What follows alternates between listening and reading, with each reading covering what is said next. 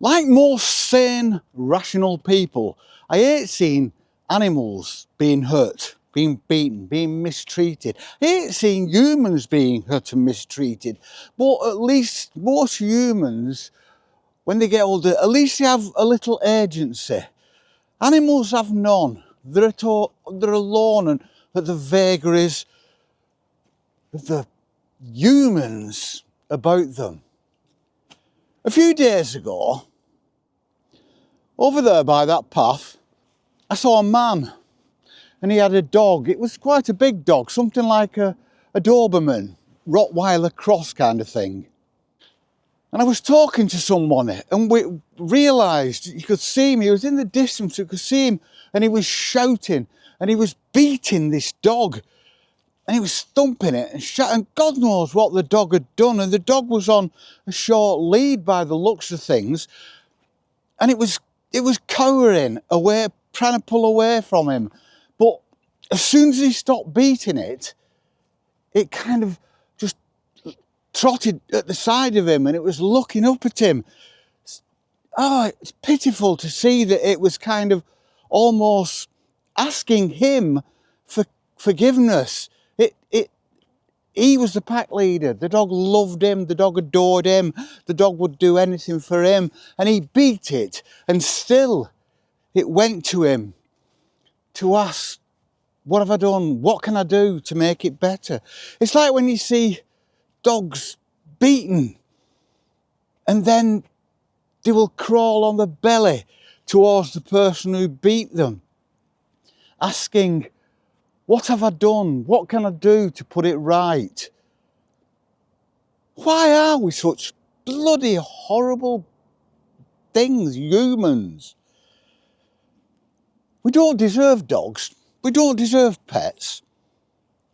I'm a nice bloke. I'm a gentle bloke. I'm a happy bloke. And I cannot understand what is going through these people's minds. It's difficult. I can't live inside their head. I would hate to live inside their head. Thank God I don't. I think I've mentioned in another video about the time when I was walking Molly, it was by a reservoir a couple of miles over to my left over there, Anglesart Reservoir.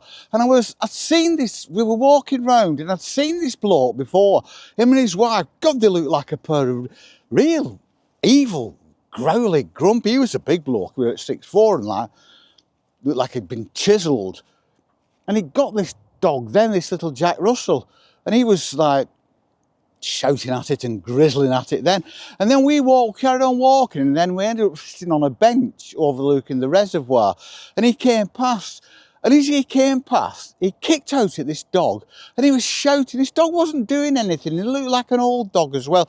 And then he lifted it up by its lead to about chest height. Well, it was a tall bull, so we're talking like 4 or 5 feet off the ground, and then just let it drop. Well,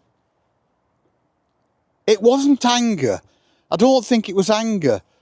And I don't think it's ever happened to me before, because I've never actually witnessed up close and personal that level of cruelty.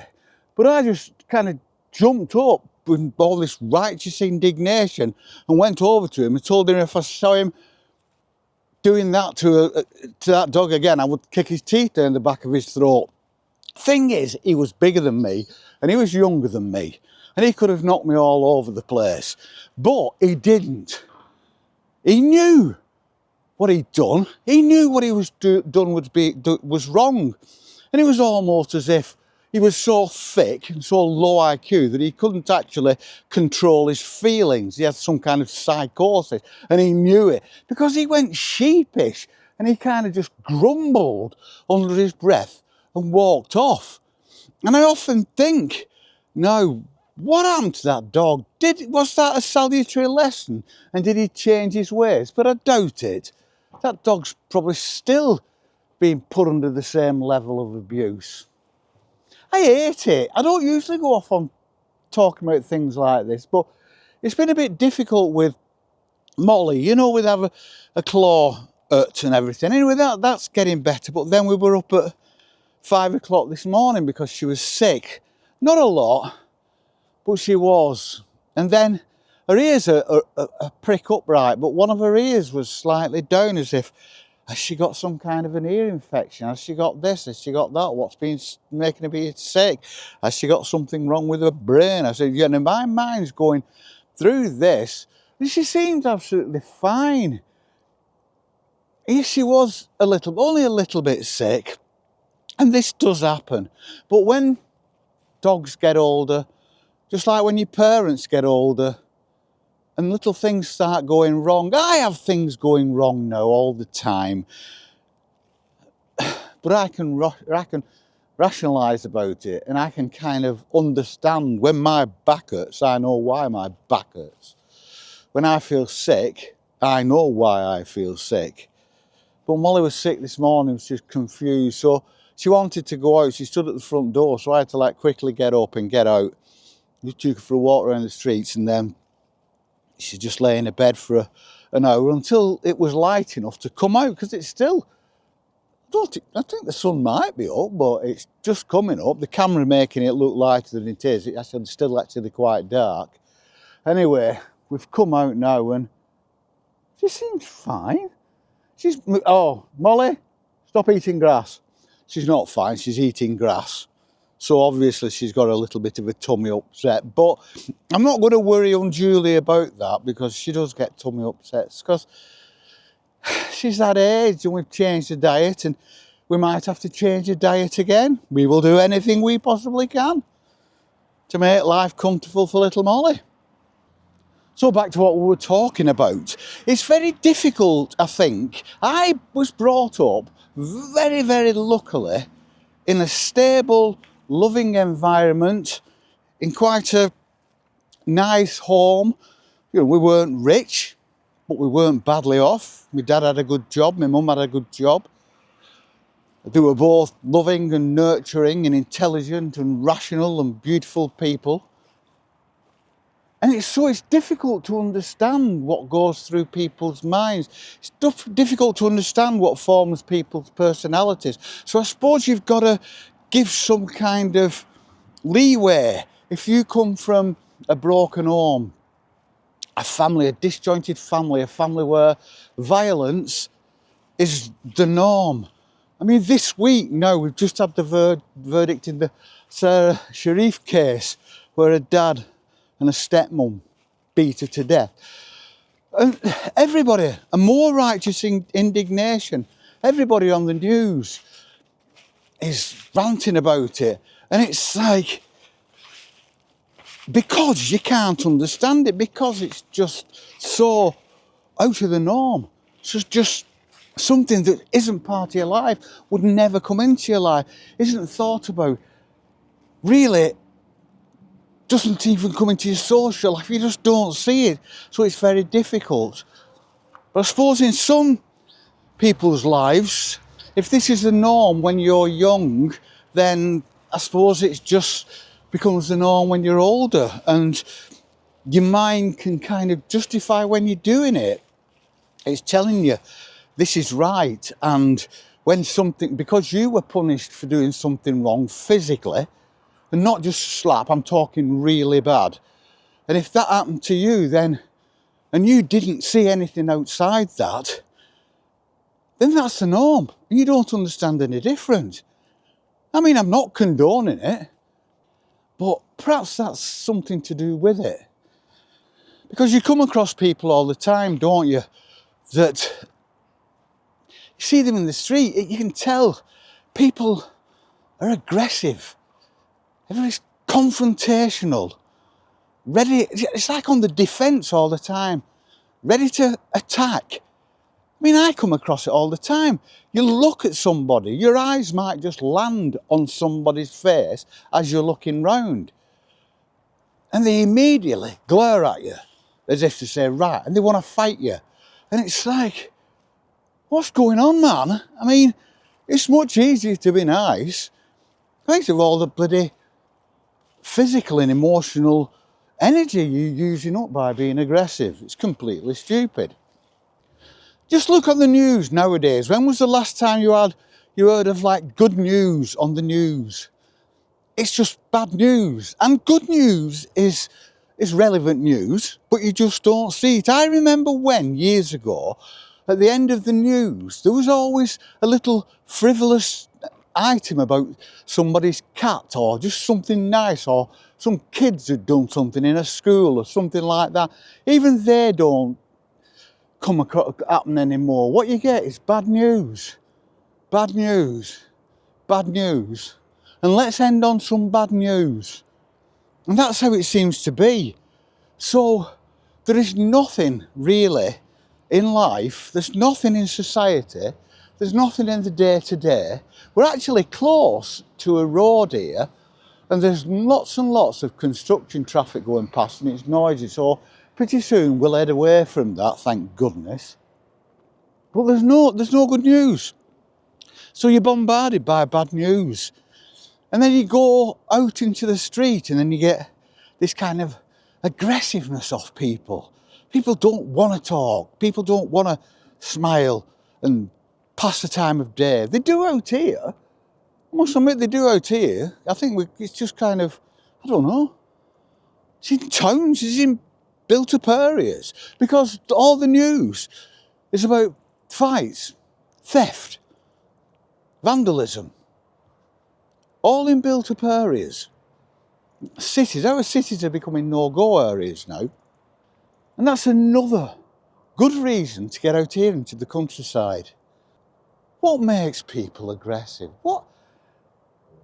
Not just as a group. We know that groups can become aggressive because you get the same thoughts, the same mind thing going, where you get a group of people who all have the same ethos, the same religion, the same ideals, and so they can be easily manipulated, and then a stronger person within that group will convince them all that the way to get over this feeling, to be justified in how they feel, is to lash out at other people in other groups.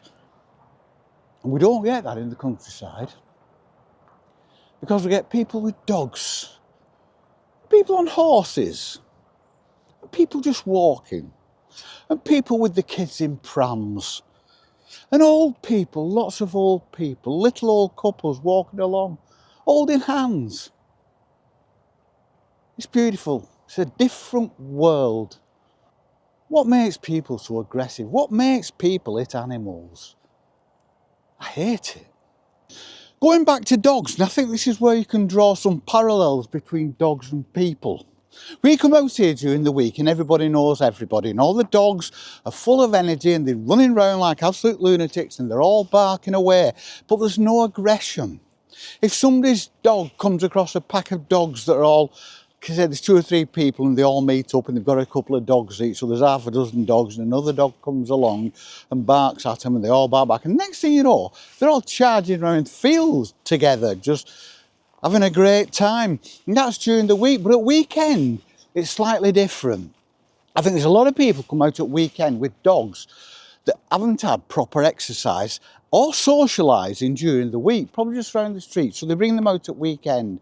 These dogs are full of so much pent-up energy, and if a dog barks at them, they see it as an aggressive gesture, so we just get lots and lots of aggressive dogs out here. We even see, quite often, people with XL bullies, big, monstrous dogs, usually frail little women with their scrape back, you know, these dobbers we used to call them, and they're out and they're like, there's no way they could hold that dog if that dog decided to go. And I look at these dogs and I just think, it would take one bite and Molly would be gone.